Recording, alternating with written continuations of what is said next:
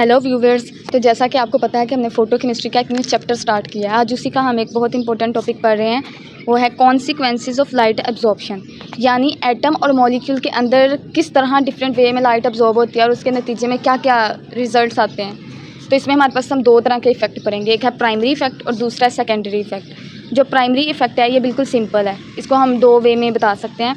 इसमें पहले आ जाता है, मैं एक डायग्राम से यहाँ पे बताती हूँ। हमारे पास ये दो स्टेट है, नीचे ग्राउंड स्टेट है और ऊपर एक्साइटेड स्टेट है।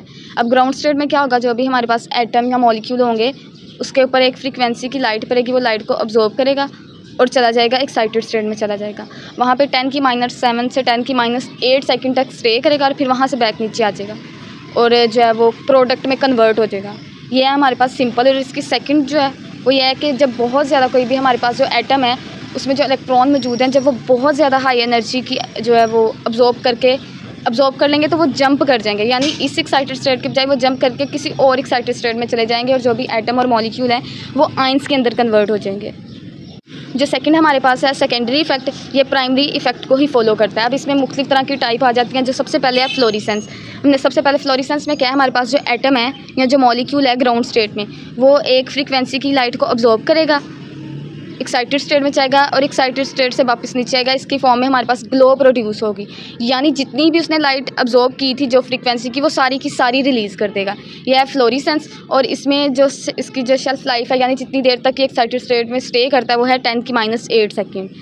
अब फ्लोरेसेंस ही की एक दूसरी टाइप है जिसको हम कह रहे हैं कि रेजोनेंस फ्लोरेसेंस। रेजोनेंस फ्लोरेसेंस कहती है कि जो सेम अमाउंट ऑफ एनर्जी, यानी जितनी फ्रीक्वेंसी इसने ग्राउंड स्टेट पर इलेक्ट्रॉन ने अब्जॉर्ब की है, वो सेम की सेम ही रिलीज़ कर देगा और ग्लो प्रोड्यूस कर देगा। यानी अगर 10 उसने जो है वो फ्रीक्वेंसी अब्जॉर्ब किया तो 10 की 10 ही रिलीज़ कर देगा और ग्लो प्रोड्यूस कर देगा। लेकिन इसका एक पॉइंट ये है कि जब हम इसका कोई भी जो सोर्स है, यानी जहाँ से जो हम इसको रेडिएशन दे रहे हैं, अगर वो रेडिएशन हम बंद कर देंगे तो ग्लो उसी टाइम बंद हो जाएगी। जब तक सोर्स कंटिन्यू रहेगा तब तक ग्लो चलती रहेगी, लेकिन जैसे ही सोर्स बंद होगा तो लाइट भी बंद हो जाएगी। लेकिन फास्फोरेसेंस जो है वो इसका बिल्कुल अपोजिट है।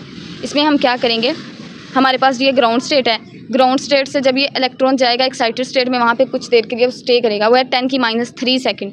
यहाँ से जो है यहाँ पे एक और एक्साइटेड स्टेट होगी, जिससे मैंने पिछले लेक्चर में आपको ट्रिपलेट स्टेट का बताया था। यहाँ पे ट्रिपलेट स्टेट में आ जाएगा और उसके बाद दोबारा ये ग्राउंड स्टेट में आएगा और फिर जो है ये ग्लो प्रोड्यूस करेगा।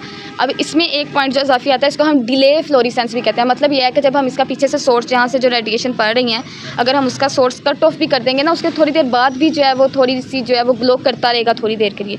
वो इसलिए क्योंकि यहाँ पे जो हमारे पास जो सेकंड एक्साइटेड स्टेट है, जिसे हम ट्रिपलेट एक्साइटेड स्टेट कह रहे हैं, जब हम ग्लो जो है वो सोर्स ऑफ कर देंगे पीछे से, तो यहाँ से फिर भी कुछ देर के लिए जो है ना वो रेडिएशन नीचे आएंगी, तो इस तरह से जो है ना ये ग्लो प्रोड्यूस करेगा। इसे आगे मज़ीद एक नेक्स्ट डायग्राम से देखते हैं। ये देखिए, ये था सिंपल फ्लोरेसेंस का, कि यहाँ से अब्जॉर्ब करके सिंगलेट स्टेट में जितनी इसने वेवलेंथ अब्जॉर्ब की हुई थी वो सारी की सारी रिलीज़ कर देगा और ग्लो प्रोड्यूस करेगा। यह फ्लोरेसेंस। और फास्फोरेसेंस में क्या है कि वो एक्साइटेड स्टेट के बाद एक सेकंड स्टेट में चला जाता है, ट्रिपलेट स्टेट। वहाँ से यहाँ नीचे ग्राउंड स्टेट में वापस आने के लिए इसे कुछ टाइम लगता है, जिसे हम डिले फास्ट फ्लोरेसेंस कहते हैं। तो इसकी वजह से जब हम जो है इसका जब सोर्स कट ऑफ भी कर देते हैं थोड़ी देर के लिए, तो भी हमें जो है वहाँ पे जो ग्लो है वो प्रोड्यूस होती हुई नज़र आती है।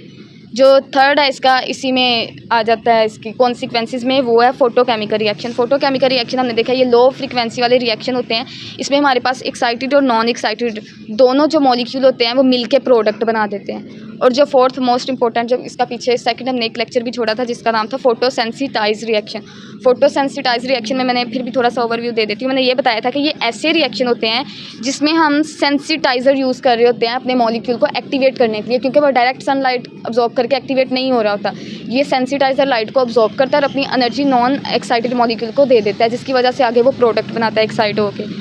इसकी मैंने एग्जांपल भी आपको बताई थी। इसमें हमारे पास मरकरी आ जाते हैं, लेड आ जाते हैं, कैडमियम वेपर आ जाते हैं। इस तरह के जो मॉलिक्यूल होते हैं ये फोटोसेंसिटाइजर के तौर पर यूज़ कर रहे होते हैं। तो ये थे आज के हमारे कुछ कॉन्सिक्वेंसेस लाइट को अब्जॉर्ब करने में हमने जो पढ़े थे।